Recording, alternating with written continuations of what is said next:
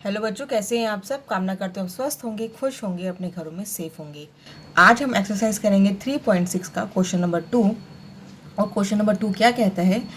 Question number 2 बोल रहा है what is HCF of two consecutive numbers. यानी हमें 3 पॉइंट्स दे रखे हैं, numbers, even numbers and odd numbers. लेकिन हमें पहले क्वेश्चन करना है नंबर्स का, यानी टू कॉन्जिक्यूटिव नंबर्स। अब कॉन्जिक्यूटिव नंबर्स कौन से होते हैं? जो लगातार आते हैं। यानी 1 के बाद 2 आता है, 2 के बाद 3 आता है, 3 के बाद 4 आता है, 4 के बाद 5 आता है। तो दीज आर कॉन्जिक्यूटिव नंबर्स। ठीक है, इस तरह से चलता है हमारे पे काउंटिंग जो है हमारी, इस तरह से चलती है। तो कोई भी दो कॉन्जिक्यूटिव नंबर बोला है उसने, यानी 3 और 4 ले लें, या 4 और 5 ले लें, या 5 और 6 ले लें, कोई भी ऐसे दो कॉन्जिक्यूटिव नंबर्स, उसका HCF निकालना है। ठीक है, तो हमें HCF निकालना तो आता ही है। हम टू कॉन्जिक्यूटिव नंबर्स ले लेते हैं। जैसे मैंने ले लिया 3 और 4 ले लिया। ठीक है, तो 3 एंड 4 मैंने दो कॉन्जिक्यूटिव नंबर्स ले लिए, 3 एंड 4।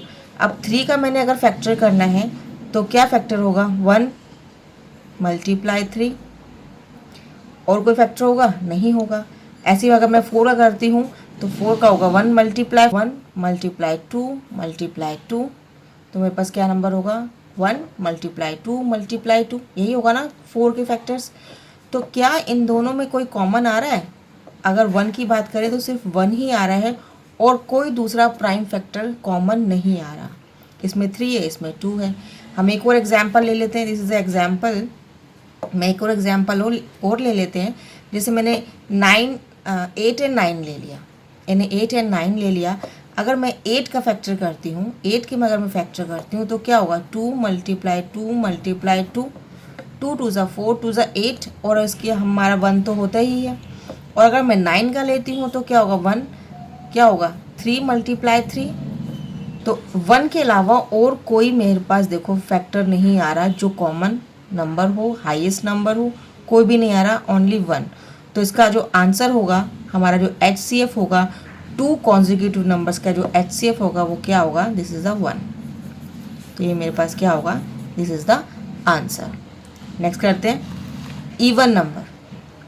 अब दो कॉन्जिक्यूटिव नंबर ही इवन नंबर होंगे। अब देखो इवन नंबर कौन से होते हैं? जैसे 2 लिया, 4 6 8 10, ये नंबर क्या है? ये even numbers. These are even numbers, है ना, आगे भी चलते रहते हैं। These are even numbers. अब उसने मुझे बोला है क्वेश्चन में कि टू कॉन्जिक्यूटिव इवन नंबर चाहिए। अब टू कॉन्जिक्यूटिव यानी 2 के बाद 4 आता है। 3 क्या करेंगे? 3 तो ऑड नंबर है, लेकिन मुझे क्या चाहिए? Even number. अगर मैं 2 3 4 5 अगर ऐसे करते हैं तो 2 इवन है, 3 ऑड है, 4 इवन है, 5 ऑड है। तो मुझे टू कॉन्जिक्यूटिव इवन नंबर चाहिए। तो 2 के बाद क्या आता है? 4 आता है। और 4 के बाद नेक्स्ट कॉन्जिक्यूटिव इवन नंबर कौन सा आता है? 6 आता है। और 6 के बाद क्या आता है? 8 आता है, राइट, क्योंकि इवन नंबर्स की बात कर रही हूँ। तो मैं इवन नंबर लिखती हूँ। For example, even number of consecutive even numbers हैं। These are consecutive even numbers. ठीक है, तो जैसे मैंने ले लिया 10 एंड 12, 10 ले लिया और 12 ले लिया, दो कॉन्जिक्यूटिव इवन नंबर्स हैं। अब इवन नंबर्स का मैंने इनका निकालते हैं। इसका निकालूंगी मैं 1 मल्टीप्लाई 2 मल्टीप्लाई बाय 5, 5 2 ज़ा 10। ठीक है, इसका निकालते हैं तो 1 मल्टीप्लाई 2, 2 2 ज़ा 4, 3 ज़ा 12। यही होगा ना। तो यानी इसमें क्या आ रहा है? एक मेरे पास 1 आ रहा है और एक मेरे पास 2 आ रहा है। तो इसका जो हाईएस्ट कॉमन फैक्टर होगा, यानी जिसका HCF होगा, वो क्या होगा? 1 मल्टीप्लाई बाय 2। तो उसका क्या होगा? Is the 2। This is the answer. कोई भी आप रख लीजिए, कोई भी दो इवन नंबर रख लीजिए। अगर मैं दूसरा कोई इवन नंबर रख दी, इसमें मैं रख लेती हूँ 8 एंड 10 रख लेते हैं। तो मैं देखो 8 का निकालेंगे तो 2 मल्टीप्लाई 2 एंड मल्टीप्लाई बाय 1, 1 को आगे पीछे भी रख सकते हैं। और अगर मैं 10 का निकालती हूँ तो 10 का होगा 2 मल्टीप्लाई बाय 5 मल्टीप्लाई बाय 1। तो ये 2 निकल रहा है और ये 1 निकल रहा है, देखो। तो इसका भी जो हाईएस्ट कॉमन फैक्टर क्या होगा? इसका भी 2 होगा। तो क्या बोल रहे हैं वो क्वेश्चन में कि अगर हम टू कॉन्जिक्यूटिव नंबर्स का HCF करेंगे तो उसका आंसर क्या आएगा? 1 आएगा, जैसे हमने बात किया है। और अगर हम इवन नंबर की बात करते हैं, टू कॉन्जिक्यूटिव इवन नंबर्स की, तो उसका जो HCF होगा वो क्या होगा, 2 होगा, राइट। अब नेक्स्ट करते हैं ऑड नंबर की बात करते हैं। तो ऑड नंबर कौन से होते हैं, 1 3 5 7 9 11 एंड सो ऑन, राइट। अब consecutive even number, sorry consecutive odd number चाहिए। अब मुझे चाहिए consecutive odd numbers, consecutive odd numbers. तो अब मुझे कोई भी दो कॉन्जिक्यूटिव ऑड नंबर्स लेते हैं, इसमें 7 और 9 ले लेते हैं। तो 7 और 9 की अगर हम बात करते हैं तो 7 तो 1 मल्टीप्लाई बाय 7 ही होता है, और अगर मैं 9 की बात करती हूँ 1 मल्टीप्लाई 3/3, राइट। तो ये अब इनके अंदर दोनों में कॉमन क्या आ रहा है, दीज आर कॉमन, 1 कॉमन है और तो कोई प्राइम फैक्टर कॉमन नहीं है, तो इसका जो HCF होगा वो क्या होगा, 1 होगा। एक और देख लेते हैं, इसमें एक और एग्जाम्पल देख लेते हैं। दीज आर एग्जाम्पल्स, 1 और 2 एग्जाम्पल हमेशा करके देखने चाहिए। ये मैंने आपको पहले भी बताया है कि एटलीस्ट 2 एग्जाम्पल्स तो आप लेकर ही चलिए। कोई भी क्वेश्चन करते हैं फॉर एग्जाम्पल्स के लिए तो आप 2 एग्जाम्पल ज़रूर कीजिएगा। अब जैसे मैंने 7 और 9 लिया, अब मैंने ले लेती हूँ 11 एंड 13 मैंने ले लिया। तो 11 का जो मैं फैक्टर करूँगी तो 1 मल्टीप्लाई बाई 11, और मैं 13 का करती हूँ तो 1 मल्टीप्लाई बाय 13। तो इसमें भी दोनों कॉमन क्या आ रहा है, 1 आ रहा है, तो इसका भी HCF क्या होगा, दिस इज़ द 1। तो इससे हमें क्या पता लगा कि 2 कॉन्जिक्यूटिव नंबर अगर कॉन्जिक्यूटिव नंबर होंगे, सिंपल कॉन्जिक्यूटिव नंबर्स होंगे, तो उनका जो HCF होगा ऑलवेज 1 होगा। और अगर वो इवन नंबर्स होते हैं, कॉन्जिक्यूटिव की बात कर रही हूँ, कॉन्जिक्यूटिव इवन नंबर्स होते हैं तो उनका जो HCF होगा वो 2 होगा। और जब ऑड की बात करते हैं तो उसका भी HCF क्या होगा वो क्या होगा, 1 होगा, राइट बच्चों। नेक्स्ट क्वेश्चन करते हैं, क्वेश्चन नंबर 3। क्वेश्चन नंबर 3 क्या कहता है, HCF ऑफ अ को prime number 4 and 15।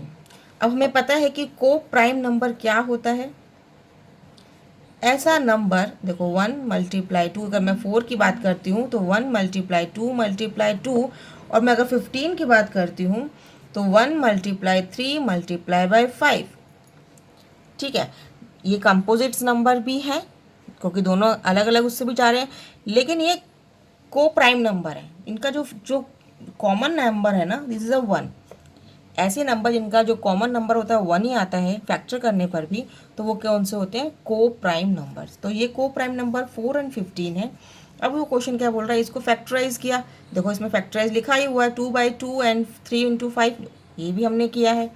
Since there is no common prime factor, देखो इसमें कोई भी कॉमन प्राइम फैक्टर नहीं है सिवाय 1 के। 1 को हम लेते नहीं है प्राइम में, लेकिन इसमें सिर्फ 1 के अलावा और कोई भी प्राइम नंबर नहीं है, right. So HCF of 4 and 15 is 0। तो क्या इसका जो कॉमन फैक्टर होगा, जो इसका HCF होगा हाईएस्ट कॉमन फैक्टर, तो क्या 0 होगा। तो इसका तो हमारा 1 आ रहा है, इसका हमारा क्या आ रहा है 1। हम लिखते नहीं है 1 को, लेकिन हमेशा 1 होता है, ठीक है। तो क्या होगा, सो HCF इज, जो HCF है 4 और 15 का, जो मैं HCF बात कर रहे हैं, तो HCF तो इसका 1 आ रहा है। अगर हम जैसे क्वेश्चन करते हैं तो 1 आ रहा है। इज द करेक्ट आंसर, क्या वो उसने बोला 0 is the correct answer, no.